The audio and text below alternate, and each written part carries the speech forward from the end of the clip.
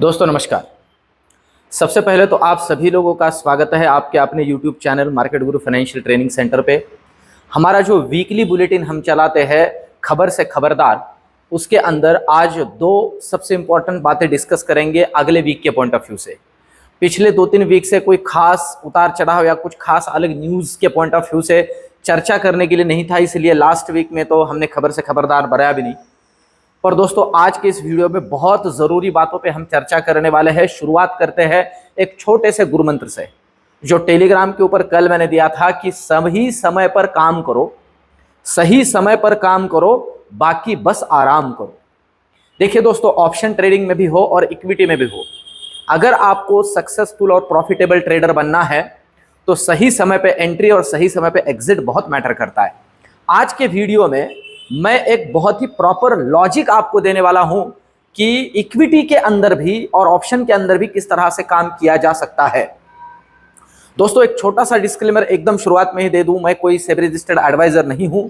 इस वजह से आज के इस वीडियो में जो भी चर्चा होगी इसके अंदर किसी भी कंपनी को खरीदने या बेचने का मेरा कोई सुझाव नहीं है। यह मैं मेरा एनालिसिस सिर्फ आपके सामने रख रहा हूं कि आने वाले दिनों में क्या हो सकता है। जैसे थंबनेल के अंदर ही आपने देखा होगा, इस वीक की जो शुरुआत है या ये जो वीक है, अब यहां से आगे क्वार्टर 1 के रिजल्ट्स हमारे सामने आने की शुरुआत हो रही है। तो दोस्तों मैं नॉर्मली कहता हूं क्वार्टरली रिजल्ट्स हमारे लिए इक्विटी के अंदर खास करके एक अच्छा खासा प्रॉफिट जनरेट करने का एक माध्यम होता है, एक मौका होता है। कैसे होता है इससे रिलेटेड मैंने एक सेपरेट वीडियो किया है, स्विंग ट्रेडिंग और क्वार्टरली रिजल्ट्स बोल के। मैं उसका लिंक इस वीडियो के अंदर जोड़ दूंगा डिस्क्रिप्शन के अंदर, वो वीडियो भी आप देख लीजिए। देखिए ये एक बहुत अच्छा मौका इसलिए होता है कि जैसे अभी मैंने थंबनेल के अंदर भी लिखा है, इस क्वार्टरली रिजल्ट के खास करके सेक्टर के पॉइंट ऑफ व्यू से अगर देखा जाए तो इस क्वार्टरली रिजल्ट की शुरुआत जो है वो आईटी सेक्टर करने जा रहा है। ऐसे मैं क्यों कह रहा हूं, क्योंकि बहुत से कंपनी की वजह से तो रिजल्ट आ रहा है, पर जो बड़ी कंपनीज होती है उसके अंदर टाटा कंसल्टेंसी सर्विसेज, जिसे हम टीसीएस के नाम से जानते हैं, 11 जुलाई को रिजल्ट आएगा। टीसीएस से शुरुआत होने जा रही है। अब देखिए टीसीएस का जो रिजल्ट है वो हमें बचे हुए आईटी कंपनियों के पॉइंट ऑफ व्यू से एक कैटलिस्ट का काम करता है कि आईटी सेक्टर की बाकी कंपनियों के रिजल्ट्स कैसे आएंगे, और उसे हम पहले ही भापते हुए। देखिए एक बात ना, मार्केट के बारे में हमें अच्छे से पक्की करके चलनी है। मार्केट किसी भी इवेंट को होने से पहले रिएक्ट करता है, उसे कहते हैं डिस्काउंटिंग। मार्केट पहले डिस्काउंट कर लेता है और रिएक्ट करता है।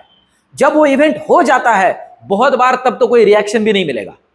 मतलब बहुत बार आपको ऐसे देखने को मिलेगा कि किसी कंपनी का रिजल्ट अच्छा आया है फिर भी उस दिन वो स्टॉक गिरा है, और इस वजह से गिरा है कि वो पिछले 8 दिनों से उसका रिजल्ट अच्छा आने वाला है।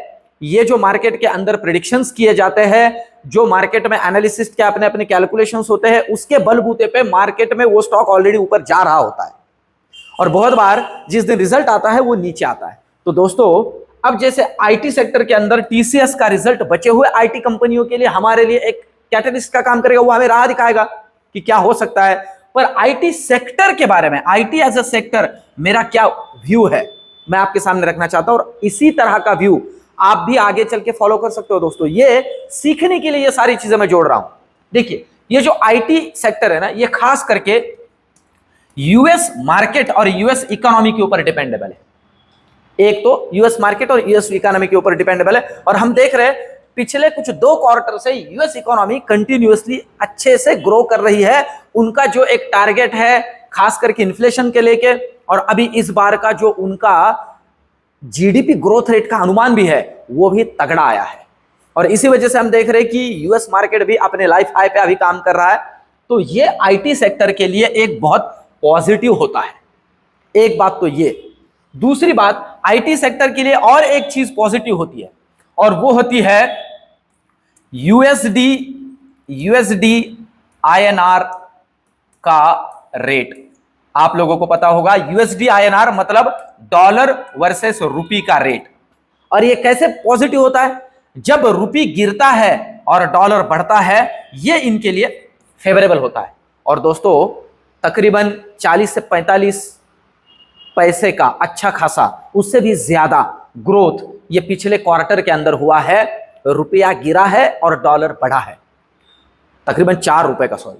तो ये जो इंपैक्ट है ये इनके लिए बहुत ही फेवरेबल होता है आईटी सेक्टर के लिए। ये हमें ध्यान रखते हुए काम करना है।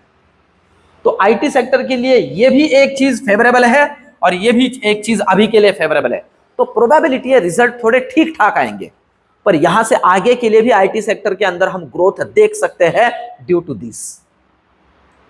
और आशा करता हूं दोस्तों, आज रविवार छुट्टी का दिन होते हुए भी मैं अभी 1 बज चुका है, ये वीडियो पोस्ट करने तक शायद से 2 बज जाएंगे, मैं ऑफिस पे हूं और सिर्फ आप लोगों के प्यार की वजह से, जो आप YouTube के ऊपर, टेलीग्राम के ऊपर मुझे दिखा रहे हो उसकी वजह से, साथ ही साथ इन वीडियो को कमेंट और लाइक करना जरूर मत भूलते जाइए दोस्तों। इससे मुझे मोटिवेशन मिलता है, ये जो सारा तामझाम मैं कर रहा हूं छुट्टी के दिन भी।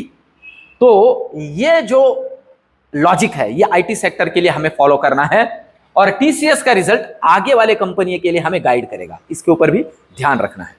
तो ये तो ये आईटी सेक्टर की बात। अब दूसरा चलते हैं हमारा जो नेक्स्ट कंसर्न है उसके तरफ, और दोस्तों वो कंसर्न है बैंकिंग सेक्टर से रिलेटेड। देखिए, बैंकिंग सेक्टर से रिलेटेड हमारा कंसर्न क्या है, एचडीएफसी बैंक ने जो एक हम कह सकते हैं डिसअपॉइंट किया है और उसके वजह से बैंकिंग सेक्टर के अंदर हम थोड़ा, खास करके एचडीएफसी में खास गिरावट देख रहे हैं। क्या वो एक्सटेंड करेगी ओवरऑल बैंकिंग सेक्टर पे? अगर हम देखते हैं लास्ट फ्राइडे का डेटा, तो टॉप गेनर्स के अंदर, अब यहां पे एक बात ध्यान में रखनी है दोस्तों, देखिए बैंकिंग सेक्टर के अंदर भी हमें इसे 2 अलग अलग पार्ट में बाइफरगेट करना है जब हम इस तरह से बात कर रहे हैं। कौन से 2 पार्ट्स में? एक तो बैंकिंग सेक्टर के अंदर हम देखते हैं बैंक निफ्टी में पीएसयू और प्राइवेट।